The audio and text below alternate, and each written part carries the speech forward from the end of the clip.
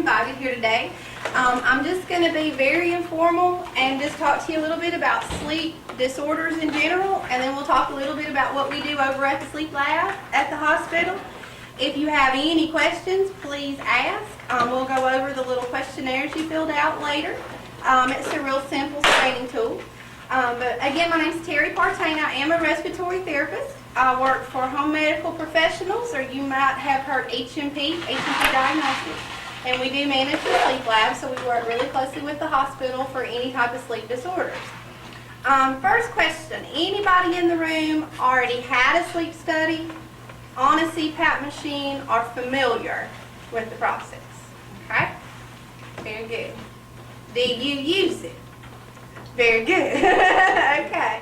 Well, so you might have heard some of this before, but what we found in the past is a lot of times with primary care doctors, they're really good at screening for it, you know, but it goes underdiagnosed a lot. So we're trying to get the word out. We like to do as much education as we can so that you can kind of take matters in your own hands as well and be aware of the signs and symptoms to look for and maybe talk with your physicians about it if you find that it might be a problem. All right, so sleep disorders. There's two main types of sleep disorders, and I don't know if you've heard of them or not. Obstructive sleep apnea is going to be your most common, or OSA. Anybody heard of that? Heard that word mentioned? OSA. You're going to hear more about it. It's becoming a little more popular.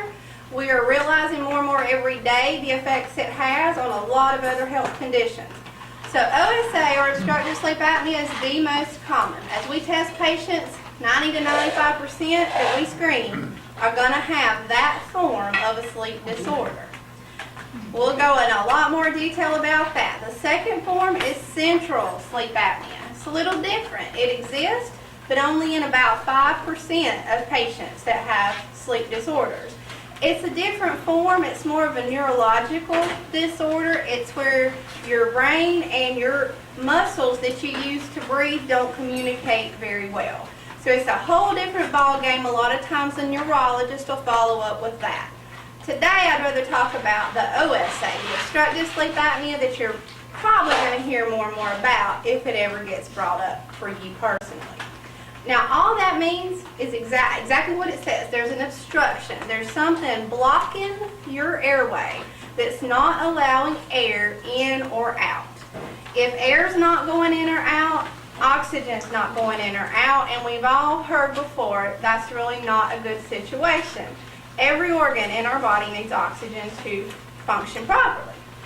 So, the obstruction can be caused from a lot of different things. A lot of thought was put into the fact it was only in people that were overweight when we first started hearing about this disease. And that is still true to some extent, but the worst patient I've ever seen on a sleep study myself was actually a 70-year-old lady that weighed about 95 pounds. So obesity was not an issue there. It can be a lot of other things. A large tongue can block the airway when you lay down and sleep at night. And as a secondary, this is usually not a problem during the day. You'll never do anything during the day much that would lead you to believe you have this disorder. It's all at night, which means you don't realize what you're doing a lot of the times. It's usually a spouse, significant other, someone in the room with you that hears these signs or symptoms. You can just have an obstructive, your anatomy of your airway, the way you were made, the way you're here, can cause this same obstruction.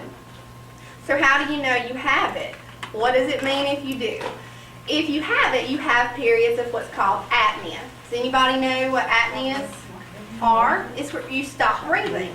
Someone's going to say, well, you stop breathing a lot at night.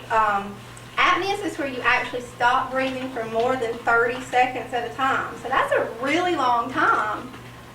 If you're doing this multiple times through the night, that's a pretty big issue, and that's going to affect your oxygen level along with a lot of other things if it goes untreated.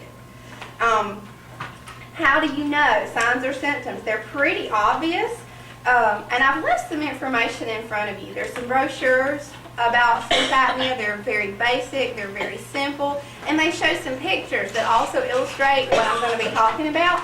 The most common thing we hear, complaint we hear, is excessive daytime sleepiness. You could sleep 8 to 10 hours a night and still wake up feeling like you never went to bed. That's probably the most common. And you notice that. You feel that. Probably second most common thing that you may or may not realize you do is snore. Loud snoring, gasping for air as you breathe, pretty good indication you probably have some type of sleep disorder. And again, that's usually someone else telling on you at the doctor's office if they ask. Many people do not even realize that they snore. So you may feel really just tired in the mornings and if you have headaches that occur first thing when you get up but go away as the day goes on, morning headaches can be a good sign. That's actually a lot of times due from a lack of oxygen to your brain through the night. Frequent urination at night. If you have to go to the restroom multiple times through, as you sleep, you wake up, you go to the restroom, you lay back down. Doesn't mean you don't think you sleep well. You may think you sleep like a baby, and you probably do. It's just not very effective sleep. Sometimes people with depression and irritability, you may have that. It may exist because you're not resting well at night. All right? And with the obesity, overweight is a problem, but it's really more in a person's neck size. If you have a very large, thick neck, you're more prone to sleep disorders. Okay? So sleep apnea in itself, a lot of times people didn't think it was a huge deal. Yes, you snored, it might aggravate the person beside you, but other than that, what's the problem?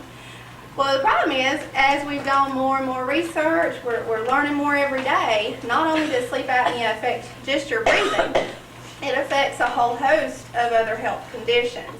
And that's where we're just as concerned with its secondary effects on other health conditions as we are what it's doing in and of itself. Who in here has high blood pressure? Heart problems of any kind, blockages, congestive heart failure, diabetes,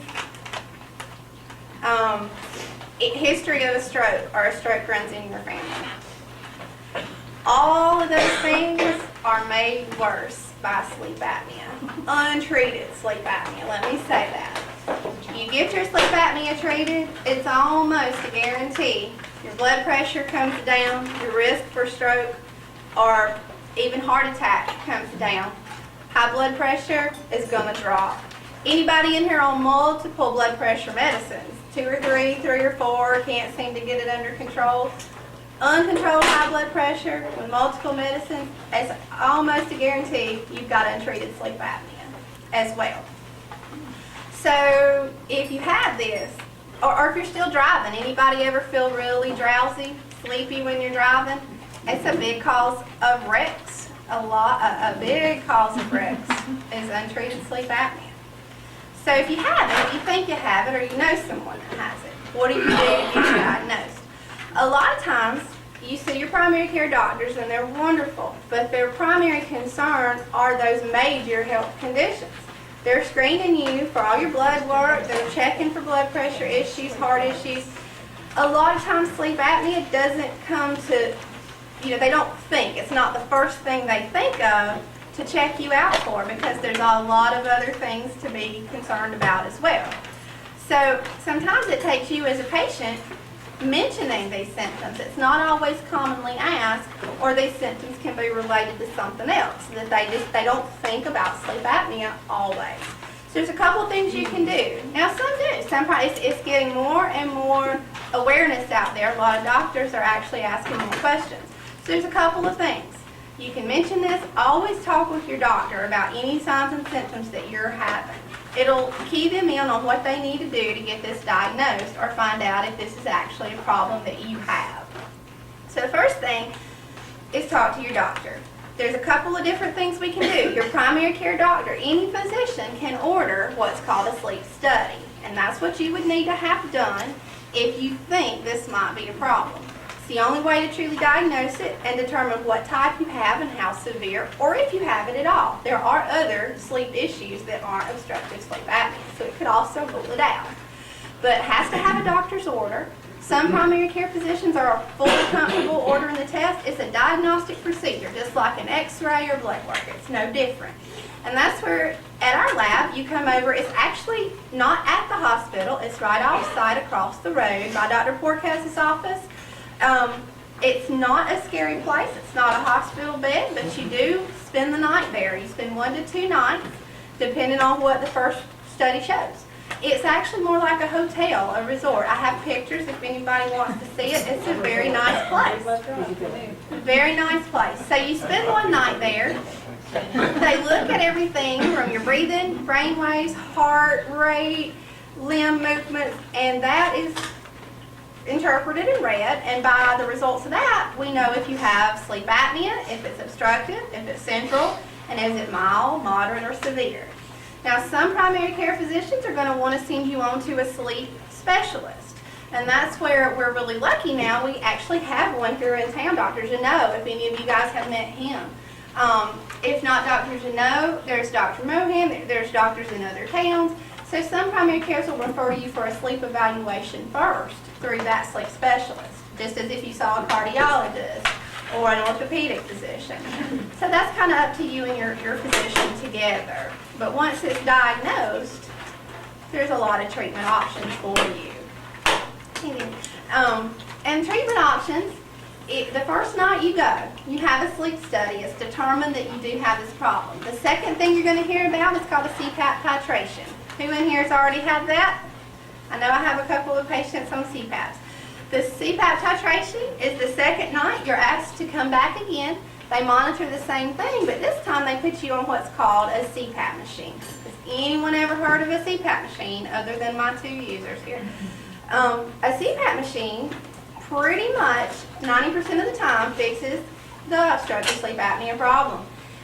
It's where and I've got one we'll show you, we'll demonstrate that later on. It actually is a machine that gives different levels of positive airway pressure. You get that pressure by different masks. It goes through your nose or your mouth. It sounds crazy, but it works really, really well. And you get to experience this at the CPAP titration night of your study.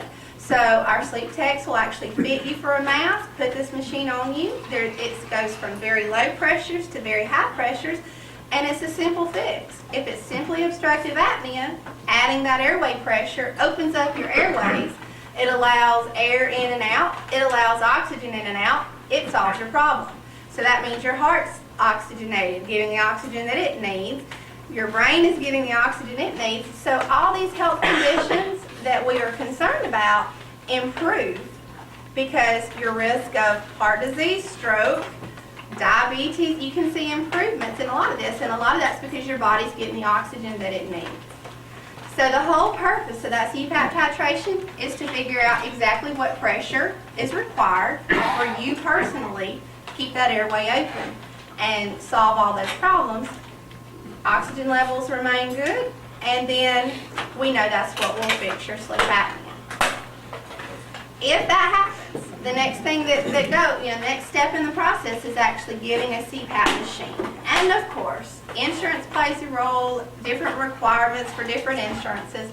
But once those sleep studies are read by these physicians, orders are sent out to different medical equipment companies for your very own CPAP. It's very similar to what you experienced the night at Sleep Lab.